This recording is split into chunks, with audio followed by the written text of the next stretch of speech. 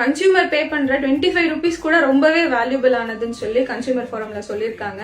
ரீசெண்டா நடந்த இந்த இஷ்யூனால தாங்க ஏர்ஃபோர்ஸ் ஆபீசர் ஒருத்தர் ஷாலிமார்ல இருந்து பாட்னாக்கு டுரோண்டோ எக்ஸ்பிரஸ்ல டிக்கெட் புக் பண்ணிருக்காரு. நைட் டைம் டிராவலிங்கிறதுனால அவர் பெட்ஷீட் வேணும்னு சொல்லிட்டு +25 rupeesன்றது பே பண்ணிருக்காரு. ட்ரெயின் ஏறினதுக்கு அப்புறம் பெட்ஷீட் சப்ளை பண்ணிட்டு இருந்திருக்காங்க.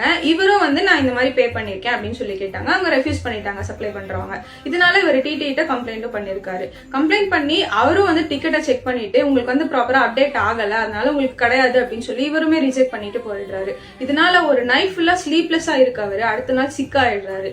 அதுக்கப்புறம் இவர் என்ன பண்றாருன்னு பாத்துக்கிட்டீங்கன்னா ஒரு RTI ஃபைல் பண்ணிருக்காரு. அதுல ப்ராப்பரா இவங்களுக்கு ரயில்வேஸ்ல இருந்து ரிப்ளை வந்திருக்கு. திஸ் வாஸ் அவர் ஃபால்ட் அப்படின்னு அவங்க ஒத்துக்கிட்டு இருந்திருக்காங்க.